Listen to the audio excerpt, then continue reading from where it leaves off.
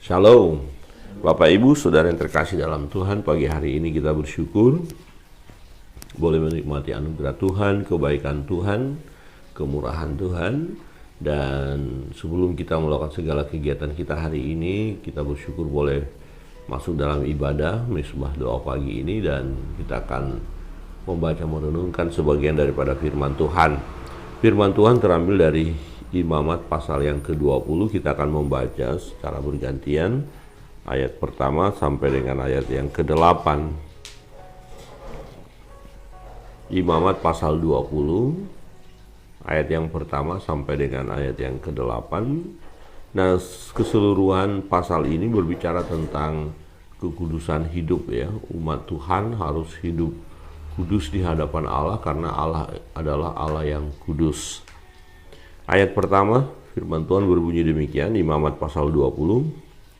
Tuhan berfirman kepada Musa, Bapak Ibu, Engkau harus berkata kepada orang Israel, setiap orang, baik di antara orang Israel maupun di antara orang asing yang tinggal di tengah-tengah orang Israel, yang menyerahkan seorang dari anak-anaknya kepada Molok, pastilah dia yang mati. Yang harus berkata dia yang mati. Aku sendiri akan menentang orang itu dan akan melenyapkan dia dari tengah-tengah bangsanya karena ia menyerahkan seorang dari anak-anaknya kepada Molok dengan maksud menajiskan tempat kudusku dan melanggar kekudusan namaku yang kudus.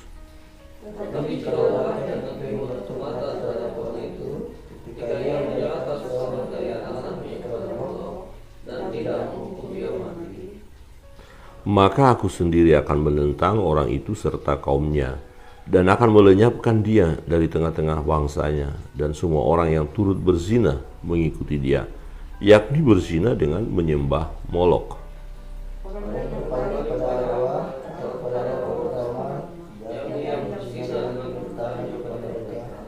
Aku sendiri akan menentang orang itu dan melenyapkan dia dari tengah-tengah bangsanya. Maka kamu harus menguduskan dirimu dan kuduslah kamu sebab akulah Tuhan Allahmu bersama-sama. Demikianlah kamu harus berpegang pada ketetapanku dan melakukannya. Akulah Tuhan yang menguduskan kamu. Amin. Bapak Ibu Saudara yang terkasih dalam Tuhan, umat ini menjadi umat pilihan Allah, umat kesayangan Allah, umat yang dikuduskan oleh Allah. Allah sendiri yang menguduskan umat ini, umat Israel. Nah, karena Allah yang menguduskan mereka, Allah ini adalah kudus, maka Allah memberikan ketetapan kepada umat supaya mereka pun hidup kudus di hadapan Allah. Ya, maka dikatakan demikian, kamu harus berpegang pada ketetapanku dan melakukannya. Akulah Tuhan yang menguduskan kamu. Karena umat ini telah dikuduskan oleh Allah, maka umat ini haruslah hidup kudus di hadapan Tuhan. Nah, sama seperti kita. Karena Tuhan sudah menguduskan kita tatkala kita percaya kepada Yesus Kristus, menerima Yesus sebagai Tuhan dan Juru Selamat kita secara pribadi, kita telah dikuduskan, dikhususkan, ya, dipisahkan dari tempat yang berdosa itu, ya, ke tempat yang bersih, ya. Jadi kita ini sudah dikhususkan oleh Tuhan, ya, dibawa keluar, ya, dari perbudakan dosa, ya, dari pasar dosa itu, dan menjadi orang yang merdeka. Jadi kalau kita sudah menjadi orang merdeka, jangan lagi, ya, hidup tidak kudus. Nah, dalam pembacaan kita secara khusus ketidakkudusan umat ini apa? Nah, ternyata mereka menyembah Molok. Molok adalah dewa sesembahan orang Amon, bangsa Amon. Nah, salah satu ciri dalam penyembahan ini adalah mempersembahkan anak, ya, dikorbankan anaknya. Ya, jadi umat akan mengorbankan anak mereka. Dan memang ada yang melakukannya dan Allah mengingatkan mereka. Itu perbuatan yang keji, itu perbuatan yang tidak diinginkan oleh Allah. Jadi tidak boleh mempersembahkan sesuatu kepada ilah-ilah lain, kepada dewa-dewa lain, kepada Allah-Allah lain yang selain daripada kepada Tuhan, ya, Tuhan yang disembah oleh bangsa Israel. Ya. Nah, mereka tergoda dengan penyembahan berhala, dengan penyembahan kepada dewa Molok. Nah, maka dikatakan engkau harus berkata kepada orang Israel, setiap orang baik dari antara orang Israel maupun dari antara orang asing yang tinggal di tengah-tengah orang Israel yang menyerahkan seorang dari anak-anaknya kepada Molok, dewa ini, dewa orang Amun ini, pastilah ia dihukum mati, yakni rakyat negeri harus melontari dia dengan batu. Jadi ini hukuman bagi orang yang menyembah berhala, ya harus dilempari dengan batu. Nah, tetapi kalau mereka tidak mau melempar, tidak mau menghukum, maka Tuhan sendiri yang menghukum. Di ayat 3 berkata, aku sendiri akan menentang orang itu dan akan melenyapkan dia dari tengah-tengah bangsanya karena ia menyerahkan seorang dari anak-anaknya kepada Molok dengan maksud menajiskan tempat kudusku dan melanggar kekudusan namaku yang kudus. Jadi ketika umat ini ada di antara mereka yang menyembah atau menyerahkan anak mereka kepada Molok, itu sama dengan mereka telah menajiskan kekudusan Allah. Ya, mereka membuat najis tempat kudus Tuhan. Ya, mereka melanggar kekudusan nama Tuhan dan Tuhan akan lenyapkan mereka. Tuhan akan binasakan.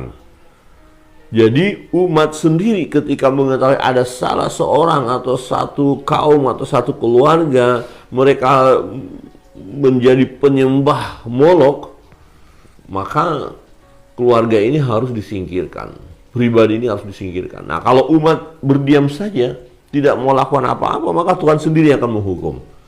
Tuhan akan menghukum.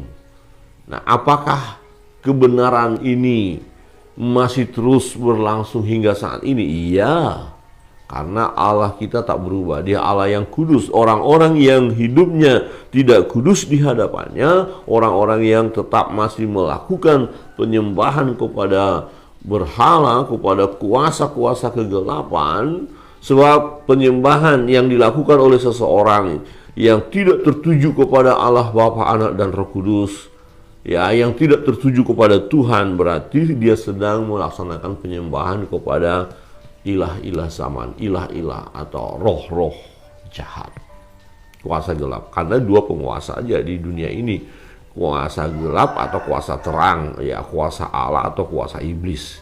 Ya, jadi kalau tidak menyembah Allah berarti menyembah iblis, ya, Lucifer dan pengikut-pengikutnya. Saudara yang terkasih dalam Tuhan, umat Israel diingatkan oleh Allah supaya mereka jangan menyembah Molok, ya, jangan mempersembahkan, ya, anak-anak mereka, ya, kepada dewa ini. Tidak boleh, sebab itu melanggar kekudusan Allah. Saudara yang terkasih dalam Tuhan, kebenaran ini tetap berlaku hingga saat ini. Jangan kita campur aduk, tidak boleh hidup sinkritisme. Oh, kita menyembah Tuhan, tapi kita juga menyembah yang lain. Tidak boleh, hanya Tuhan yang layak disembah. Saudara yang terkasih dalam Tuhan, yang kedua diingatkan, tindakan-tindakan yang dapat mencemarkan bangsa itu, yang akan menodai bangsa itu, yang akan membuat bangsa itu tidak kudus, ya, yaitu orang yang bertanya kepada arwah, ya, kepada roh-roh peramal. Maka dikatakan ayat 6, orang yang berpaling kepada arwah atau kepada roh-roh peramal, yakni yang berzina dengan bertanya kepada mereka, aku sendiri akan menentang orang itu dan melenyapkan dia dari tengah-tengah bangsanya. Maka kamu harus menguduskan dirimu dan kuduslah kamu sebab akulah Tuhan Allahmu. Jadi tidak boleh bertanya kepada roh-roh, kepada peramal, ya, kepada arwah, ya, misalnya, oh, ada orang yang kita hormati dulu, orang hebat, dia udah meninggal, kemudian kita panggil lagi rohnya, kemudian kita bertanya apa yang akan terjadi ke depan, ya, itu tidak boleh. Atau kita mau bertanya masa depan saya bagaimana, ya, kita pergi ke peramal, tolong dong ramal saya, kita kasih tangan, kita ramal saya masa depan saya bagaimana. Ya, itu tindakan yang tidak kudus, ya, itu melanggar kekudusan Allah. Maka orang yang bertanya kepada roh-roh peramal atau bertanya kepada arwah atau arwah dari leluhur, ya, roh nenek moyang kita panggil lagi dan kemudian kita tanya. Nah, sebenarnya itu bukan roh daripada leluhur kita yang datang, tapi ya setan yang datang, ya, iblis yang menyerupai, menyamar dan mengaku itu adalah arwah daripada leluhur kita atau arwah daripada kakek atau nenek. Dia datang dan mengaku, kemudian dia beritahu kamu harus begini. Dan ternyata banyak orang masih percaya dengan hal itu. Ya, kalau ada apa-apa ya tanya dulu arwah. Ya, bikin upacara, bikin ritual, dan itu tidak sesuai dengan kehendak Allah.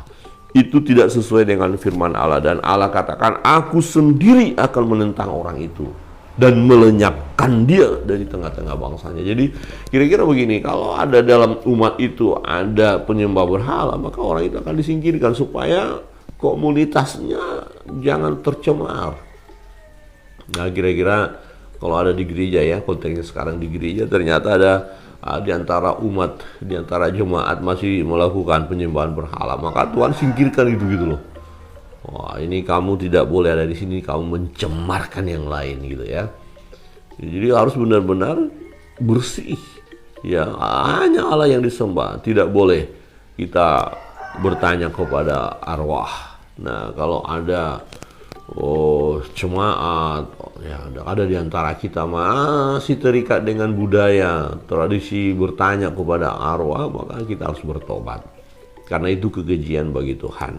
Atau masih suka, ya, bertanya kepada roh-roh peramal, tolong diramal dulu hidup saya, masa depan saya. Misalnya kadang-kadang ada masih terjadi, ya, ada kehilangan barang, ya, maka tanya peramal, tanya dukun, ya, di mana barang ini sekarang, ya. Kemudian ada seseorang nggak bisa sembuh-sembuh, tanya peramal apa obatnya, atau tanya dukun apa obatnya. Itu kekejian di hadapan Tuhan.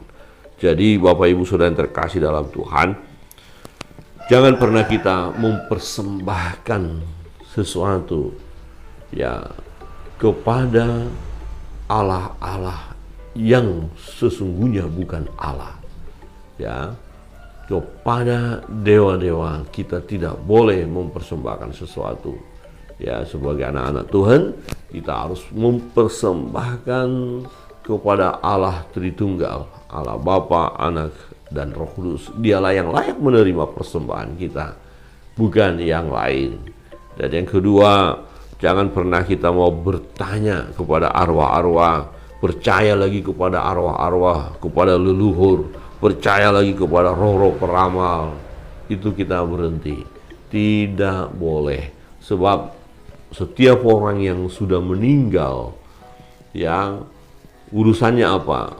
Dia sedang menantikan apakah dia nanti akan masuk surga atau tidak, ditentukan dari kehidupannya. Apakah dia waktu hidup percaya kepada Yesus atau tidak. Jadi yang daripada Tuhan kembali kepada Tuhan di dalam satu tempat penantian itu, ya, roh itu, tetapi daging tubuh ini jadi tanah, ya, dari tanah kembali ke tanah, ya, roh kembali kepada Tuhan, kemudian nanti akan dihakimi, ya.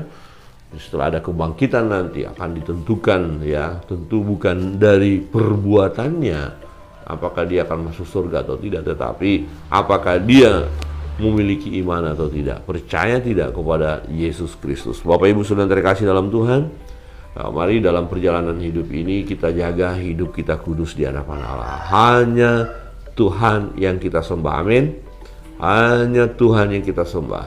Dan yang kedua, jangan pernah percaya kepada arwah-arwah, kepada roh-roh peramal, ya. Jangan bertanya kepada roh-roh peramal itu, tetapi kita mau bertanyalah kepada Tuhan, berserulah kepada Tuhan. Ketika kita mengalami beban pergumulan, datang kepada Tuhan, ya, ingin mengetahui jawaban dari pergumulan hidup kita, datang kepada Tuhan, berdoa, berseru kepada Tuhan. Kiranya kebenaran firman Tuhan menolong kita pada hari ini. Kita sudah mendengarkan firman Tuhan supaya kita menjaga hidup kudus di hadapan Allah, Sebab Allah kita adalah Allah yang kudus dan Allah sudah menetapkan hal itu untuk kita kerjakan. Jadi dalam hal kekudusan kita terus berjuang, ya, berjuang progresif, terus menerus kita dikuduskan oleh Allah.